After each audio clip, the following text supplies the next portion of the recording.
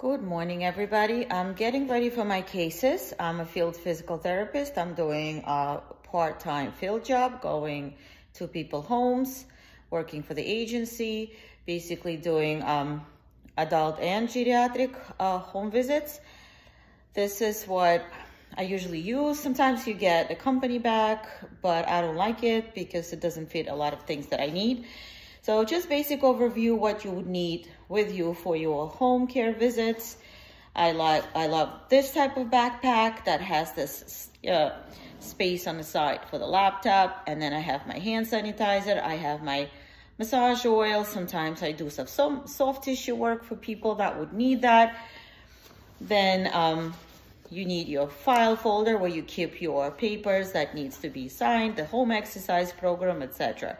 I have my TheraBand that I use, and a box with gloves and the towel. You would ask, why would you need the towel?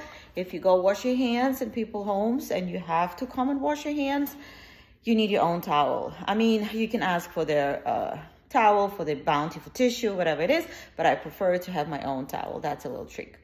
All right, and it's time for me to go, and I will see you tonight. We're gonna go over all the pluses and minuses of home care and see if it's good for you or feasible or suitable for you as a physical therapist. Bye-bye.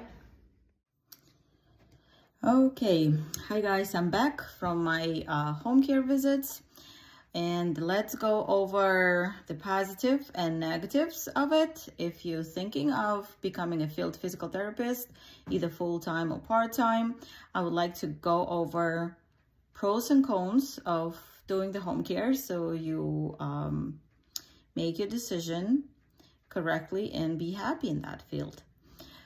When I did my list, I had only 2 positives and quite a bit of negatives, but I guess my positives outweighed negatives. Let's go over the positive first.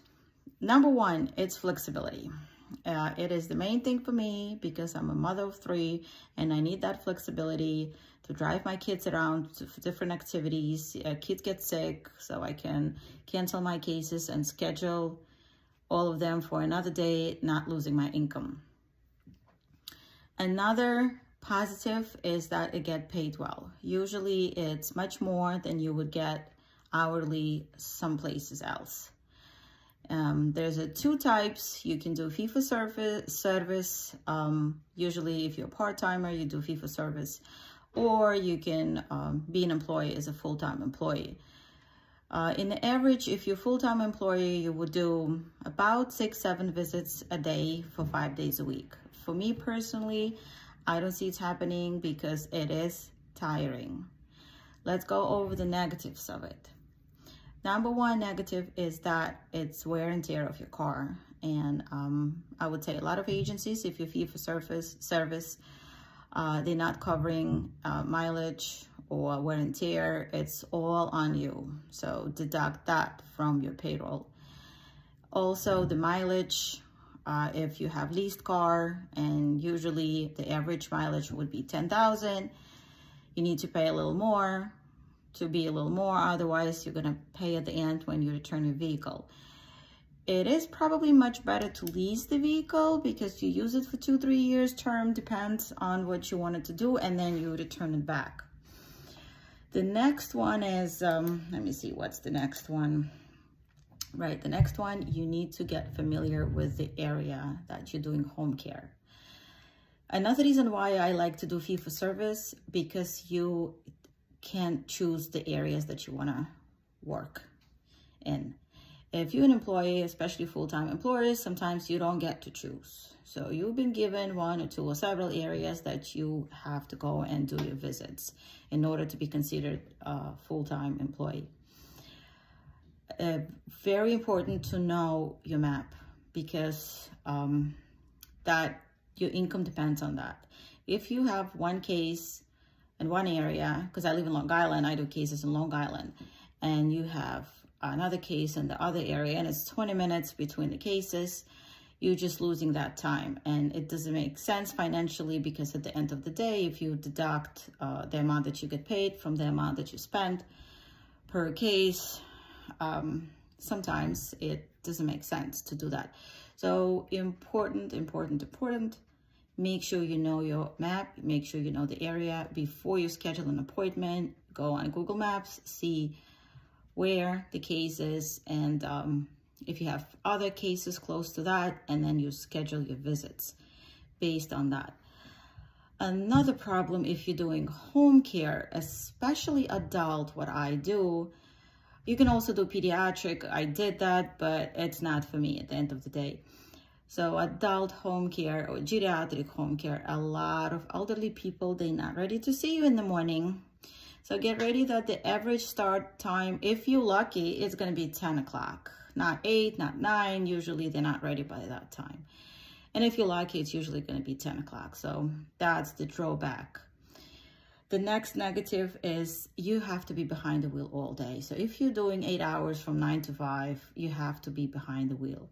So sometimes I have a feeling that I'm an Uber driver and, you know, maybe take a couple of Uber Eats deliveries while I'm on the way. I'm kidding, of course, I'm joking. But this is the feeling that you get. You get tired after a while, driving and driving and driving all day. That's why I do it 2 days a week, sometimes 3 days a week, because driving makes you tired at the end of the day. The next negative part of it is that you get ready to deal with bedbound people. There's different part of home care. If you do part A, mostly you're going to be dealing with bedbound people that are discharged from the hospital or rehabilitation facilities, that they have to be not exactly bedbound, but I mean homebound. Some of them are bedbound, and you need to get ready to deal with different environments, sometimes negative or even aggressive attitude of the client because they sick, they tired, they bedbound. You need to deal with relatives that are, of course, upset and sometimes don't have realistic expectations. Some of them think that, you know, if PT comes, the mom and dad gonna go back to walking again. And unfortunately, you are the one who needs to deliver the bad news that is not happening. So you need to be in the right state of understanding that you're dealing with emotions, you're dealing with the trauma. You have to be psychologically stable yourself to begin with. And don't take things personally because, again, people are talking on emotions. The next one and the last one is, let's call it the fear of unknown. What it means that you don't know what house you go. You don't know who you're going to meet. And when I started, I was a bit anxious because you don't know. So far, I had a couple of cases where either the client or caregivers did not behave correctly, let's put it this way, toward me. I'm not even talking about pleasantly, but in some cases, I was not comfortable in the house and I had to get up and leave in 5 minutes being there, understanding that it's not really safe for me. So there is a safety issue, of course, depending on the area, what you do. But if you decide to do home care, if you go in someone else's house and you feel that something is not right, you don't feel comfortable being there,